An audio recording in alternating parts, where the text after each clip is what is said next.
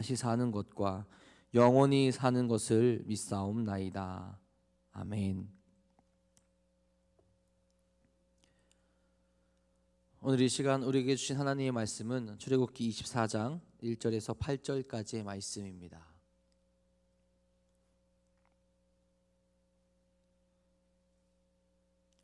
출애굽기 24장 1절에서 8절까지의 말씀입니다. 함께 한 목소리로 우리 오늘 말씀을 받들어 읽도록 하겠습니다. 또 모세에게 이르시되 너는 아론과 나답과 아비후와 이스라엘 장로 70명과 함께 여호와께로 올라와 멀리서 경배하고 너 모세만 여호와께 가까이 나아오고 그들은 가까이 나오지 말며 백성은 너와 함께 올라오지 말지니라. 모세가 와서 여호와의 모든 말씀과 그의 모든 율례를 백성에게 전하매 그들이 한 소리로 응답하여 이르되 여호와께서 말씀하신 모든 것을 우리가 준행하리이다. 모세가 여호와의 모든 말씀을 기록하고 이른 아침에 일어나 산 아래에 제단을 쌓고 이스라엘 12지파대로 12기둥을 세우고 이스라엘 자손의 청년들을 보내어 여호와께 서로 번제와 화목제를 드리게 하고 모세가 피를 가지고 반은 여러 양푼에 담고 반은 제단에 뿌리고 언약서를 가져다가 백성에게 낭독하여 듣게 하니 그들이 이르되 여호와의 모든 말씀을 우리가 준행하리이다. 모세가 그 피를 가지고 백성에게 뿌리며 이르되 이는 여호와께서 이 모든 말씀에 대하여 너희와 세우신 언약의 피니라. 아멘. 오늘 한마음으로 말씀 읽기 본문은 출애굽기 19장에서 24장까지입니다. 오늘도 말씀을 읽어가며 은혜의 길로 나아가는 귀한 하루가 되기를 간절히 소망합니다. 우리가 오늘 하루를 승리하며 은혜 가운데로 나아갈 수 있고 살아갈 수 있는 힘은 어디로부터 우리가 나오겠습니까? 세상 어디를 둘러봐도 우리를 온전하게 만드는 것은 오직 하나님으로부터 나오게 됩니다. 나의 힘으로도 할 수 없고 세상의 힘으로도 불가능한 일입니다. 하나님께서 계획하시고 하나님이 약속하신 것을 통해서 우리에게 이루어지는 그 사랑과 은혜 가운데 오늘도 승리할 수 있기를 간절히 소망합니다. 우리가 읽은 출애굽기의 내용은 노예였던 이스라엘 백성들을 하나님께서 인도하셔서 구원하는 내용이 담겨져 있습니다. 출애굽기를 통해 이제는 광야에서 하나님의 도우심을 그 백성들이 입으며 살아가게 되는 것을 또한 보게 되죠. 특별히 오늘 우리가 읽어야 하는 말씀에서는 우리가 어떻게 살아가야 하는지가 잘 담겨져 있습니다. 특별히 20장에는 십계명이 나오면서 과연 이스라엘 백성들, 하나님의 백성들은 어떤 모습으로 나아가야 되는지, 무엇을 지키며 살아가는지를 이야기해주고 계시죠. 십계명과 그 뒤에 나온 율법들은 하나님께서 이스라엘의 하나님이 되시고 이스라엘은 하나님의 백성이 되게 하는 시내산에서의 언약 체결이라 볼 수 있습니다. 중요한 것은 이것이 어떻게 보면 하나님의 일방적인 은혜라는 거죠. 하지만 이것이 하나님의 일방적인 은혜라고 해서 전혀 기분이 나쁘거나 속상한 일이 아니라는 겁니다. 이스라엘 백성을 하나님의 백성으로 만들어 가시며 계속해서 그 하나님의 백성으로 살아갈 수 있는 방법을 알려주시는 거죠. 전적인 하나님의 은혜라는 겁니다. 우리가 보는 십계명의 내용은 전혀 어렵지가 않습니다. 하지만 반드시 지켜야 하는 명령이고 계명이죠. 그들에게 십계명을 주셔서 지키게 하심으로 그들을 예배 공동체로 그리고 하나님의 백성으로 바꾸어 가시기 위한 기틀을 마련하신 거죠. 애국과 그리고 그들이 들어가야 할 가나안 땅에는 수많은 신들이 있었습니다. 살아있지도 않은 신이고 인간들의 손에 의해서 만들어진 신이죠. 그 의상들과 또 그 사람들과 섞이지 않으려면 시작부터 새롭게 다져야 했습니다. 어찌 보면 인간들에게 무리한 것을 요구하는 것처럼 보이겠지만 실상은 가장 인간다운 삶을 살아가고 행복한 삶을 살아갈 수 있는 것을 하나님께서 보여주시고 제시해 주시는 거죠. 하나님으로부터 창조된 존재가 하나님의 백성으로 살아갈 수 있다는 것이 얼마나 큰 복이겠습니까? 아무것도 모르는 백성들에게 그것을 가르쳐 주시며 기틀을 마련해 주시는 겁니다. 자, 오늘 우리가 읽은 말씀은 그 은혜의 백성으로 살아갈 것을 가르쳐 주시고 백성들과 언약을 세우는 모습을 보여주시는 겁니다. 1절의 내용에 이렇게 기록되어 있죠. 또 모세에게 이르시되 너는 아론과 나답과 아비후와 이스라엘 장로 70명과 함께 여호와께로 올라와 멀리서 경배하고. 여기서는 모세를 다시 부른다라고 그렇게 기록합니다. 모세를 다시 부른 이유가 무엇일까요? 앞에서 계약을 체결하기 전에 계약을 맺을 경우에 지켜야 하는 법조항들을 언급한 뒤에 이제는 정식적인 종주권 언약의 체결에 관한 이야기를 시작하시려고 하시는 겁니다. 그러니 하나님께서는 앞서 명령하신 말씀들을 기초로 이스라엘과의 언약을 체결하시기 위해서 모세를 다시 한번 부르시는 거죠. 그리고 그 앞으로 함께 나아간 자들이 누구입니까? 모세와 아론과 나답과 아비후의 장로 72인이라고 그렇게 기록되어 있죠. 이들은 이스라엘의 모든 이들을 대표하는 자들입니다. 장로 70인들은 이스라엘 12지파에서 6명씩 선별된 각 지파의 지도자급 인사들이죠. 즉 이스라엘 전체가 하나님 앞으로 나아갔다라는 의미이기도 합니다. 이스라엘 모든 백성과 언약을 맺으시기를 원하시는 하나님의 그 마음이 이 안에 담겨져 있다라는 거죠. 모든 백성의 대표들을 그들에게 부르셔서 그들과 함께 언약을 맺으시고 모든 백성들이 하나님의 백성이 되기를 원한다는 그 은혜로운 모습이 이 안에 담겨져 있다라는 거죠. 이런 분이 바로 우리의 하나님이라는 겁니다. 따지고 보면 이 언약은 하나님만 불합리한 언약이 될 수도 있습니다. 하나님께서 얻는 것은 그렇게 많지 않고 하나님께서 그것을 언약을 맺어주시면서 꼭 그것을 이루어 주셔야 하기 때문이죠. 어찌 보면 창조주로서 그냥 명령만 하셔도 될 겁니다. 하지만 하나님께서는 명령만 하시지 않고 그들과 관계를 맺으시며 스스로 제약하셔서 그 언약을 맺으시고 그 언약대로 반드시 지켜야 하는 모든 것을 이루어 가시는 것을 우리에게 보여주시는 거죠. 가장 높고 위대하신 분이 그들의 피조물과 소통하시는 것을 보여주십니다. 어떤 이유에서 그러실까요? 그들을 사랑하시고 또 우리를 사랑하시고 우리를 포기하지 않으시기 때문에 그렇습니다. 그 하나님의 사랑과 은혜를 오늘도 잊지 마시기를 간절히 소망합니다. 그리고 2절에서 하나님께서는 모세를 더 가까이 부르십니다. 그리고 모세를 통해서 하나님께서 전하실 모든 말씀을 백성에게 전하게 하시는 거죠. 어찌 보면 모세의 사명이 그것일 겁니다. 하나님의 말씀을 전달하고 하나님과 백성들 사이에 있는 역할을 감당하고 있는 거죠. 그리고 모세를 통해서 하나님의 말씀이 그렇게 전해졌을 때 이 오늘 말씀에서 백성들의 반응이 나타나게 되죠. 3절에 이렇게 기록합니다. 모세가 와서 여호와의 모든 말씀과 그의 모든 율례를 백성에게 전하매 그들이 한 소리로 응답하여 이르되 여호와께서 말씀하신 모든 것을 우리가 준행하리이다. 그들이 보여준 모습은 어떤 것입니까? 하나님의 말씀 앞에서 즉각적으로 순종하는 것입니다. 망설이거나 이해 득실을 따지는 것이 아니라 한 마음 한 뜻으로 하나님과의 언약을 맺겠다라고 그렇게 다짐하고 있는 거죠. 실상은 그들은 이해 득실을 따질 필요도 없죠. 감당할 수 없을 만큼의 크고 놀라운 은혜이기 때문입니다. 그들이 이 말씀 앞에서 하나님께서 말씀하신 그 모든 것 앞에서 준행하겠다라는 말씀의 뜻은 무엇입니까? 이것은 끊임없이 그 말씀을 쫓아 행하겠다라는 뜻을 가지고 있습니다.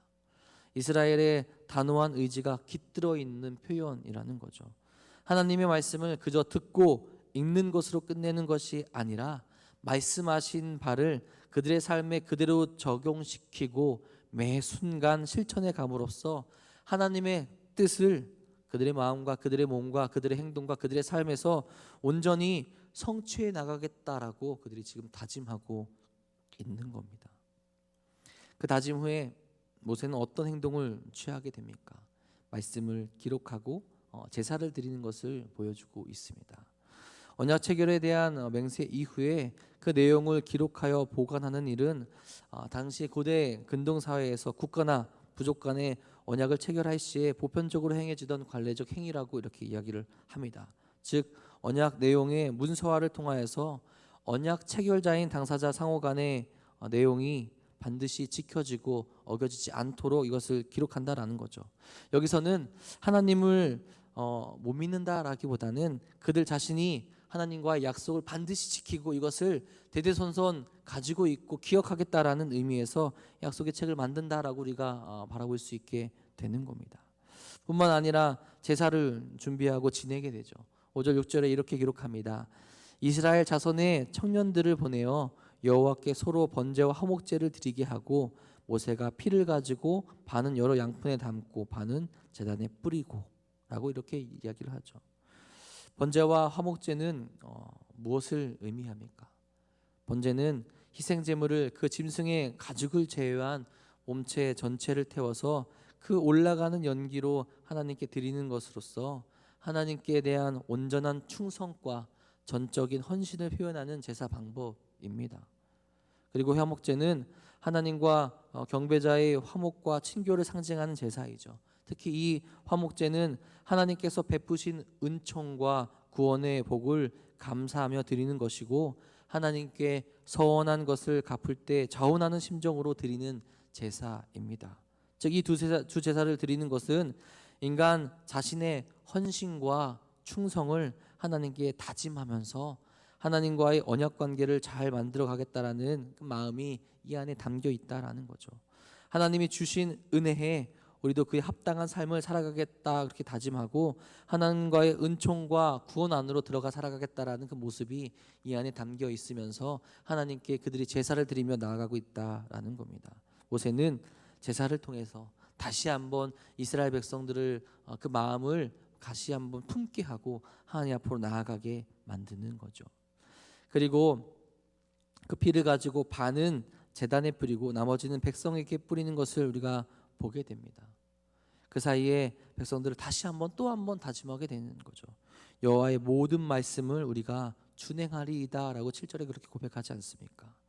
성경에서 피는 생명을 상징하는 것으로 각종 제사와 언약을 체결하기에 앞서서 희생의 피를 취한 것을 생명의 담보로 하고 그 언약을 기필코 준수하겠다라는 결여한 의지에 반영하는 행동을 보일 때 쓰여지는 겁니다. 그리고 그 반은 제단에 뿌렸다라는 것은 이 피를 인하여서 언약 백성들이 거룩해지며 하나님께 나아갈 수 있는 길이 열린다라는 것을 또한 의미하게 되는 거죠. 그리고 그 언약 체결에 있어서 이것을 지키지 않았을 때 우리가 목숨으로서 책임지겠다라는 의지의 표현이 이 안에 담겨 있게 되는 겁니다. 즉 반드시 지켜야 하는 언약이라는 것이 이 안에 나타나고 있다라는 거죠. 백성에게 뿌린 피도 이런 의미를 가지고 있습니다. 피로 인하여서 그들을 정결케 하고 맺은 약속을 반드시 지키겠다라는 의지의 표명이라는 거죠. 그렇게 함으로써 하나님과 이스라엘 백성 간의 언약을 맺는 것을 오늘 말씀을 통해서 보여주고 있는 겁니다. 그리고 이스라엘 백성들은 하나님의 그 완전한 그 은혜에 힘입어 이 언약을 반드시 지키고 우리가 변치 않고 하나님의 백성으로 살아가겠다 다짐하고 고백한다라는 거죠. 이 언약 맺는 모습, 그 언약의 의미, 이것이 지금 우리에게 무의미할까? 우리가 그렇게 이야기할 수도 있지만 절대로 그렇지가 않습니다. 그 약속이 또 그 은혜가 그 사랑이 우리에게까지 지금 이어지고 있는 것을 우리는 보게 됩니다. 예수 그리스도의 그 피로 인하여서 예수 그리스도의 그 사랑으로 인하여서 하나님의 그 약속은 변치 않고 지금까지 우리에게 내려오고 있는 것을 보게 됩니다. 다만 인간이 그것을 지키지 못했기에 하나님께서 더 큰 은혜를 우리에게 보여주시고 예수님을 보내주셔서 그 약속이 계속 이어져 가고 있는 것을 우리에게 보여주고 계신 거죠. 우리가 이스라엘 백성들처럼 그 약속을 지키지 못하고 쓰러지는 것이 아니라 늘 약속을 바라보며 약속 가운데로 나아갈 수 있기를 간절히 소망합니다. 그렇다면 우리가 약속을 바라보며 또 오늘의 말씀을 바라보며 언약을 맺는 하나님과 이 백성들의 모습을 보며 과연 우리는 어떤 모습으로 살아가야 하겠습니까? 먼저는 우리가 약속의 자녀가 될 수 있어야 합니다. 하나님의 그 약속은 우리에게 절대로 변치 않는 그 약속을 허락하신 겁니다. 그 약속을 바라보고 나아가는 우리 가운데 하나님께서 우리를 언제나 지키시고 보호하실 것이라는 사실도 우리에게 알려주십니다. 약속을 어기는 것은 사람이 하는 것이고 하나님의 약속은 절대로 변하지 않는다라는 거죠. 그러니 우리가 그 약속의 자리로 온전히 나아가야 되지 않겠습니까? 모세와 아론 그리고 이스라엘 백성들의 대표들은 그 약속의 자리로 나아갑니다. 오늘 말씀에서는 그렇게 나아가게 됐죠. 하나님과의 약속을 맺기 위해, 그리고 그 약속을 기억하기 위해서 그 자리로 나아가는 겁니다. 그리고 그 약속을 기억하며 살아가게 될 때 그들 가운데서 하나님께서 역사하시고 그들을 하나님의 백성으로 삼아 주시고 그들에게 은혜를 베풀어 주시는 것을 보게 되죠. 세상의 사람들은 이 약속을 모르고 살아갑니다. 그러니 우리를 어리석다라고 이야기를 하는 거죠. 세상의 관점 그리고 성공의 관점과는 멀어 보이기 때문일 겁니다. 그런데 우리는 분명히 알고 있죠. 하나님의 약속의 자녀로 살아가는 것이 최후 승리의 길로 가는 것이고 그 끝에서 우리는 주님과 함께 살아갈 수 있다라는 것을 우리는 분명히 알고 있습니다. 그러니 여러분, 우리가 약속의 자녀로 살아가야 되지 않겠습니까? 그리고 그 약속의 자녀로 살아가기 위해서 우리가 늘 이 약속의 말씀을 묵상하며 붙들고 살아가야 되지 않겠습니까? 지금 우리가 하고 있는 한 몸으로 말씀 읽기도 그 하나님의 약속을 늘 바라보는 일입니다. 말씀 없이 우리가 어떻게 그 약속 가운데로 나아가고 약속의 자녀로 살아가겠습니까? 이스라엘 백성들이 그 약속의 말씀을 기록하고 그들 가운데 남겨두고 하나님의 백성으로 살아가겠다 그렇게 고백했던 것처럼 우리는 그 말씀을 붙들고 늘 묵상하며 나아갈 수 있기를 간절히 소망합니다. 그래서 하나님의 약속의 백성으로 늘 우리가 기억되며 늘 살아갈 수 있기를 간절히 소망합니다. 그리고 두 번째로는 그 언약을, 그 약속을 반드시 지키며 살아가는 겁니다. 하나님께서 이스라엘 백성들에게 명하신 게 있죠. 그 언약을 맺으면서 내가 너희를 지키고 보호하고 너희와 함께할 터이니 특별히 너희의 하나님이 되겠으니 너희도 이것을 지켜야 한다라고 그렇게 이야기를 하시는 겁니다. 그것은 반드시 지켜야만 약속이 이루어지는 것을 의미하죠. 십계명이 그것이고요. 십계명 이후에 나온 그 계명 그리고 오늘 말씀 이후에 나오는 계명들을 지키며 살아가게 하시는 겁니다. 그것을 지키며 살아가게 될 때 하나님께서 그들을 포기하지 않으시고 그들에게 은혜를 베푸시고 그들이 하나님이 되시겠다라고 약속하고 계신다라는 겁니다. 언약을 맺었기에 그것을 어기게 된다면 약속의 자녀로 살아가지 못하게 됨을 또한 의미하고 있다라는 거죠. 그리고 너무나 감사한 것은 우리가 실수하였을 때도 다시 회복하는 방법 또한 알려주셨다라는 겁니다. 이스라엘 백성들에게 제사를 통해서 하나님께 다시 나아가게 할 수 있는 일들을 약속하시죠. 한 번의 실수로 그 백성을 버리지 않는다라는 겁니다. 그러니 약속을 지키기 위해 마음과 뜻과 힘을 다하여서 노력하여야 하고 실수를 하더라도 다시 하나님의 그 자리로 나올 수 있게 하여 주신다라는 거죠. 모든 것이 하나님의 은혜라는 겁니다. 지금 우리에게도 마찬가지죠. 하나님의 약속의 자녀로 살아가실 수 있게 우리에게 모든 것을 허락하십니다. 은혜를 허락하셨고요. 예수님을 보내주셔서 우리가 죄 가운데서 다시금 살아갈 수 있는 생명의 길로 나아갈 수 있는 그 모든 것을 보여주셨습니다. 그렇다면 우리가 하나님의 자녀로 살아가기 위해서 그 약속을 행하며 나아갈 수 있어야 되지 않겠습니까? 우리에게 그 모든 것을 허락하셨는데 우리로 하여금 하나님의 자녀로 살아갈 수 있는 그 모든 은혜를 허락하셨는데 오늘 우리는 하나님의 그 말씀을 어기며 주님을 바라지 못하며 살아가고 있지는 않습니까? 혹 우리에게 그런 모습이 있다면 다시 한번 주님을 바라보며 주님의 약속 가운데로 나아가서 약속을 실현하며 하나님의 자녀로 나아갈 수 있기를 간절히 소망합니다. 지금 우리도 약속의 자녀로 살아가면 우리에게 맡기신 상명을 감당할 수 있게끔 주님께서 우리에게 힘과 능력을 허락하실 겁니다. 과연 우리가 그 사명을 감당하고 있는지 하나님의 자녀로 부끄럽지 않는 삶을 살아가고 있는지 한번 돌이켜볼 수 있기를 바랍니다. 하나님의 자녀로 살아가기 위해서 주님께서 명령하신 것들을 지키며 살아가고 있는지 말입니다. 특별히 하나님의 그 사랑 그리고 하나님의 그 은혜를 바라보며 이웃을 사랑하는 모습을 온전히 갖추고 있습니까? 그 모습이 온전치 못하다면 주님의 약속을 다시 한번 기억하며 언약을 지키는 삶으로 나아갈 수 있기를 간절히 소망합니다. 이스라엘 백성이 그 나라를 만들고 약속의 땅을 차지했지만 결국 그들의 나라가 다시 멸망하지 않습니까? 그 이유가 무엇입니까? 하나님과의 약속을 다 잊어버리고 그들 가운데 우상을 섬기며 하나님을 떠났기 때문입니다. 우리에게 그런 모습이 나타나지 않기를 간절히 소망합니다.